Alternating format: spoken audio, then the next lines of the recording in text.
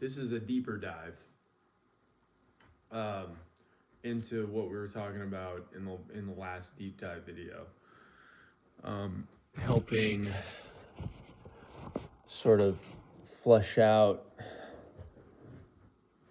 This is not a thing to believe in. It's a tool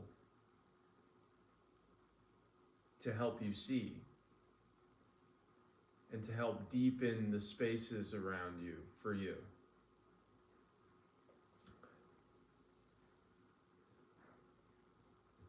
I wake up this morning and I'm making peanut butter and jelly sandwiches for people that are coming into eternity and leaving,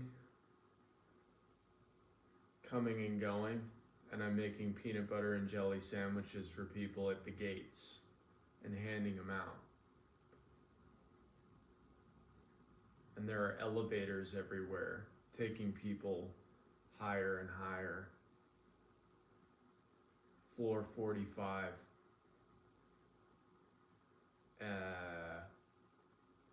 Up and down. Could feel it, right? You could feel it right here.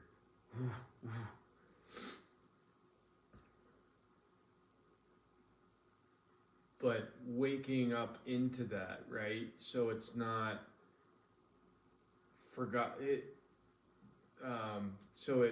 You wake up with an experience.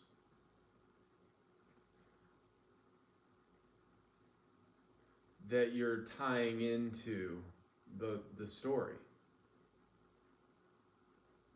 And the story helping you to inform who you are for yourself. That you are all of it. Who you are, that you are all of it. Okay? Because if one of these things doesn't matter, or one of these things isn't, then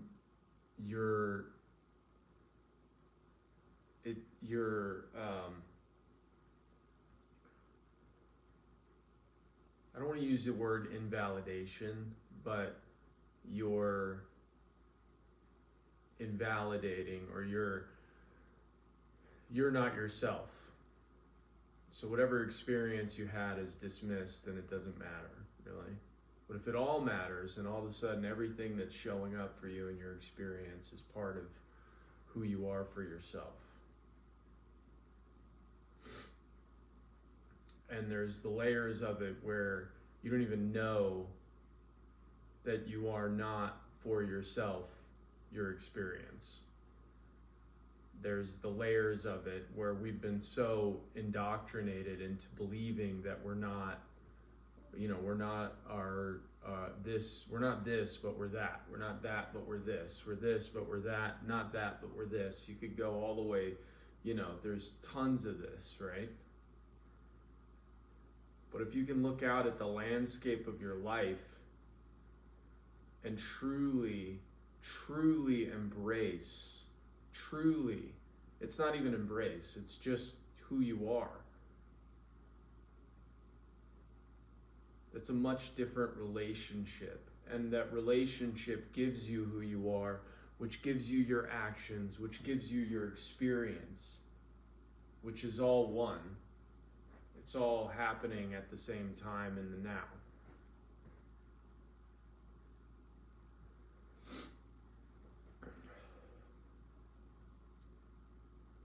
And you start to see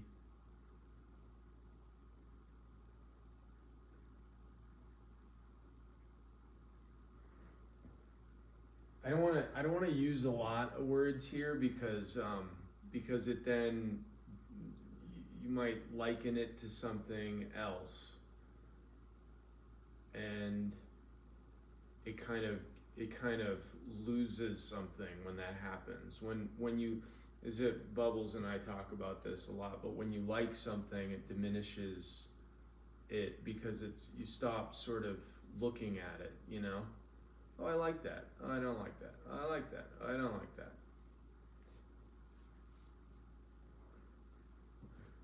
Don't like me. Don't like me. Look at what, you know, what's coming out of what these words are pointing to. But I don't care if you like it or not.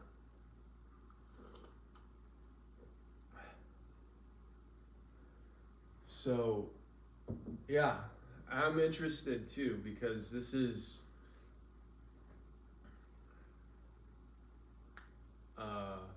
yeah, this is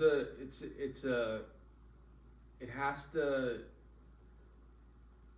for it to mean anything significant, it has to show up where you are. And anything that fills in these spaces, right? Imagination is not personal to me.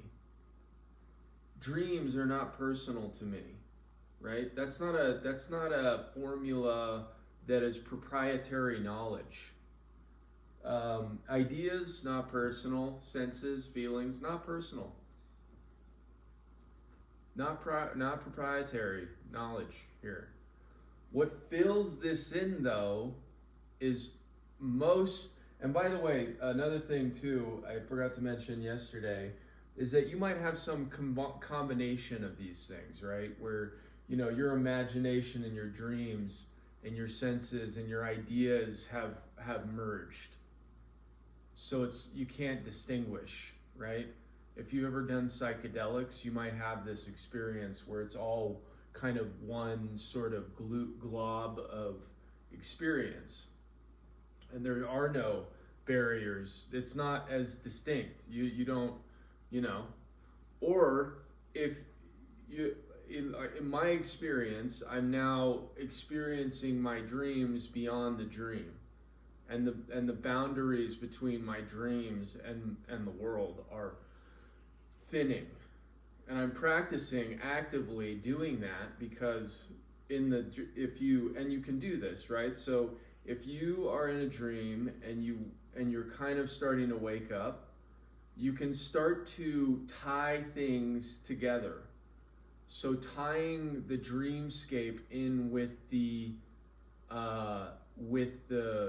waking senses state, if you will, you know, or the ideas state, or the imagination state, right? This is all very much blurred, the lines for me, especially right as I'm waking up. Okay, so the key here is that we are blending all of these things together in your experience. This is about you. This is about what does this look like for you? This is about what is your imagination saying? What are your dreams saying? Opening all of these doors to all of these caverns that we've been taught to not pay attention to, or reserved for one particular, you know, let's say there's an organization, for instance, right? Especially in my case, I working with an organization that commoditized heightened experience. So making it a commodity, you know? This heightened experience belongs to this organization down here. Clearly it doesn't, but we were trained to say that because we were the product of the organization. And it goes to say, you know, it goes for any kind of enlightened organization, you know, the people are the products of it. And so in order for that organization to thrive, it needs more, you know, more examples of its work being done, you know?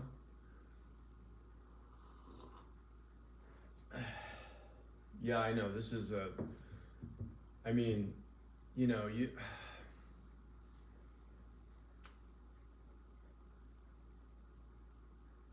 And that goes whether it's money,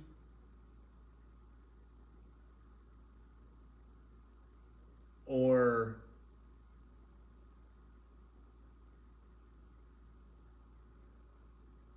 I think dogma itself, a belief system. So that's why I'm trying to locate this where you're at, because this isn't hard to grok. You know, simply saying this is free. This is not a system of belief that will take very long, at least 45 minutes or whatever, right? You don't have to read a book to get it.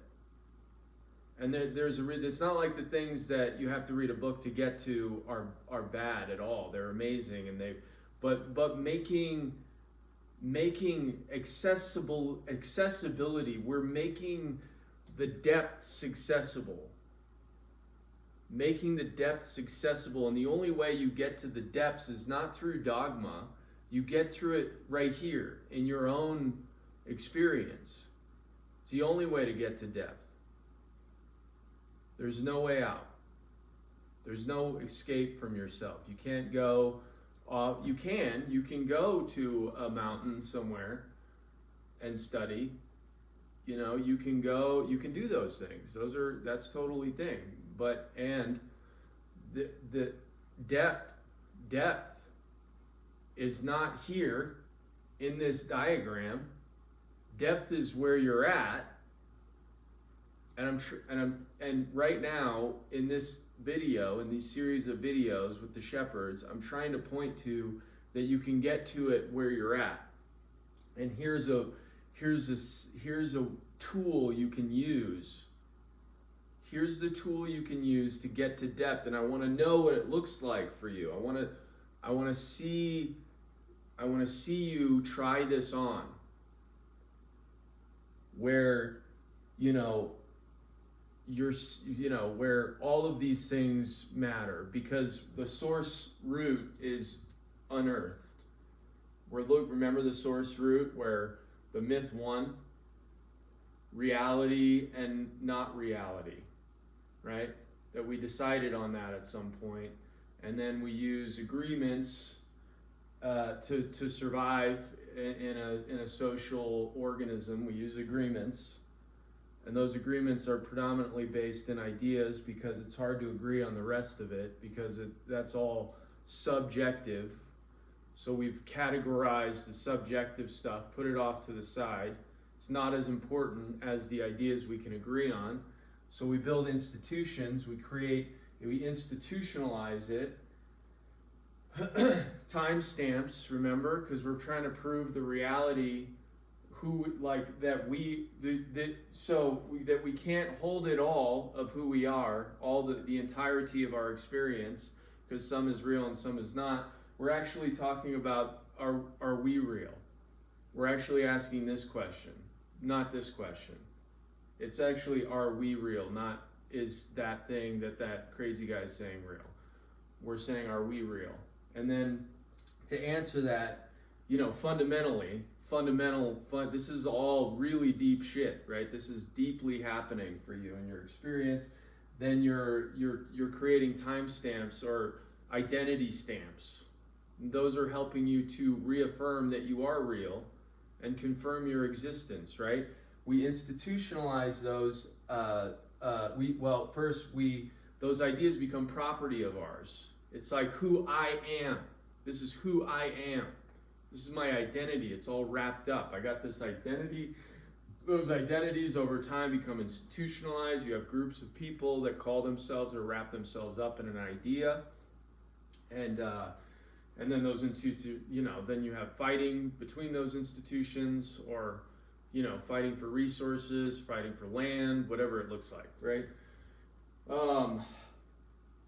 And then the rest goes on. So then we're trying to solve the problem of that. So we have extra institutions that are all about solving the problems, but then we're just creating more bifurcation or chasm or distance between us, right? Because it's all, none of this isn't accessible because it's an unanswerable question. Because we haven't dealt with the root issue here. The root issue is we decided that some things were and some things weren't.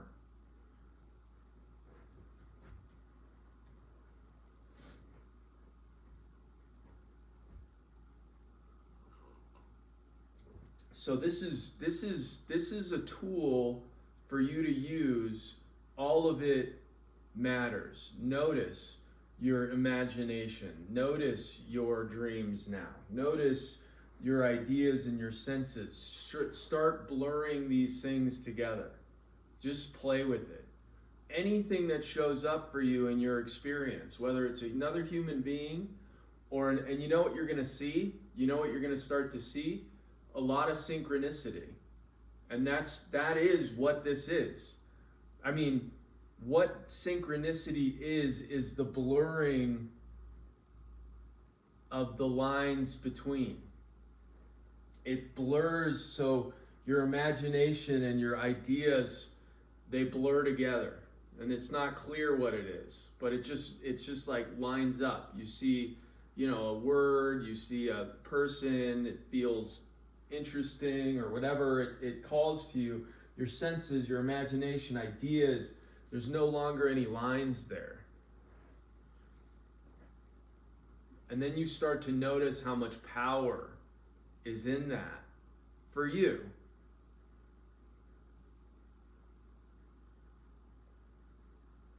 And that power translates to, what do we do with that, What do we do with that power? So this gets to the question or the conversation of why and what the shepherds are. So if you start to look at what's possible when we realize that we're all one, and you realize that there's no distance between me and you, and you still see the landscape of the world. I feel, so for me, I feel compelled to do something. I feel compelled to tie these threads together to make something that is a not something that helps people to see how powerful they are. Without a business, without an organization, but just with a empowered, enlightened group of people. You could call that, some of you might say, oh, well, that's an organization. But to have this stuff at the root of it, I think is enough. And I think, the last 2 years have really spoken to or untethered that sort of tie-in. So we're experimenting. I'm not a whatever. I don't know. I feel like this is something good though. I feel like something is happening that's good. So we're gonna keep going with this. Anyway, hope that helps flush that out a little bit more. And